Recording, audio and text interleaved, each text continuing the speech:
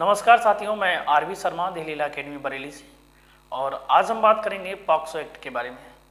क्या होता है पॉक्सो एक्ट, क्यों बनाया गया है ये, कौन से अपराध इसमें आते हैं, किस व्यक्ति पर पॉक्सो एक्ट लगता है, कितनी सजाएं हैं इसमें, आज हम सारी चीज़ें एक एक करके जानेंगे। तो पॉक्सो एक्ट का मतलब है protection of children from sexual offences act 2012, लैंगिक अपराधों से बालकों का संरक्षण अधिनियम 2012। ये अधिनियम 2012 में बनाया गया था और इस अधिनियम का उद्देश्य था बनाने का कि जो बच्चे हैं 18 साल से कम के, उन बच्चों को लैंगिक अपराधों से बचाया जा सके। लैंगिक अपराध आप सब लोग जानते होंगे, जो नहीं अगर जानते हैं तो आप कमेंट करके पूछ लीजिएगा, मैं बता दूंगा उसको। इसमें होता क्या है कि बहुत सारे सेक्सुअल ऑफेंस होते हैं। आज हम कुछ अपराधों के बारे में बताएंगे कि कुछ अपराधों में कौन कौन से अपराध आते हैं। इस अधिनियम में कम से कम सज़ा 3 साल और ज़्यादा से ज़्यादा सज़ा आजीवन कारावास। आजीवन कारावास का मतलब होता है कि आपका बचा हुआ पूरा जीवन जेल में ही आपको काटना पड़ेगा। अब जैसा आप अपराध करोगे वैसे ही आपको सज़ा का प्रावधान दिया गया है। आप छोटा अपराध करोगे तो छोटी सज़ा मिलेगी और बड़ा अपराध करोगे तो बड़ी सज़ा मिलेगी।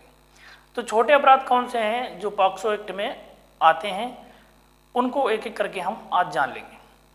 तो देखिए, पॉक्सो एक्ट की धारा 11 बताती है कि किसी बच्चे के साथ में या किसी बच्चे के सामने अश्लील टिप्पणी करना या अश्लील इशारा करना या उस बच्चे को अश्लील वीडियो, अश्लील फोटो, अश्लील मैसेज, अश्लील रील्स भेजना मोबाइल पे या किसी सोशल मीडिया प्लेटफॉर्म पे, उस बच्चे का पीछा करना।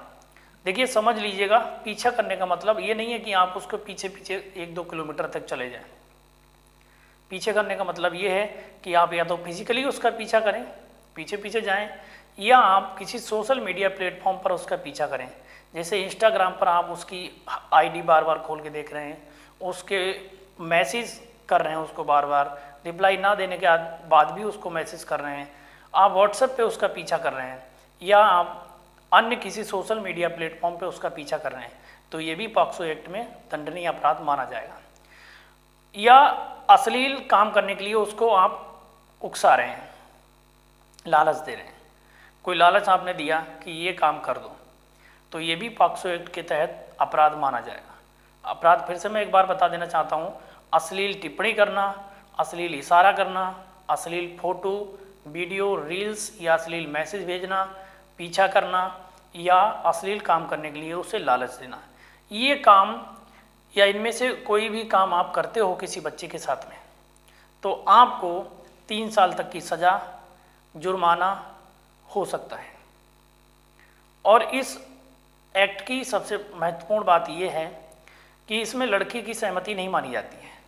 अगर कोई व्यक्ति ये बचाव लेता है कि लड़की की सहमति थी, लड़की की राज़ी थी ऐसा काम करने में, तो आपको मैं बता दूं कि लड़की की राज़ी होने के बाद भी या लड़के की राज़ी होने के बाद भी या बच्चे की राज़ी होने के बाद भी उस बच्चे की राज़ी नहीं मानी जाएगी, आप अपराधी ही माने जाओगे। इस अधिनियम में अपराधी अगर आप सिद्ध हो चुके हो तो आपको जमानत मिलने के चांस बिल्कुल नहीं है। आप भूल जाइए कि आपको इस अधिनियम में जमानत मिलेगी।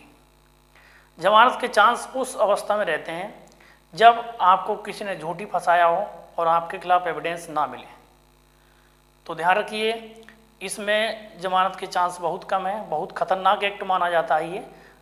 और जो व्यक्ति या जो लड़के किसी ऐसी लड़की के साथ में अफेयर में हैं जो 18 साल की नहीं हुई है अभी, तो कृपया करके उससे दूर रहें, क्योंकि पॉक्सो एक्ट में फंसने के बाद मुझे लग रहा है कि लाइफ खराब होने से बचेगी नहीं, खराब हो जाएगी।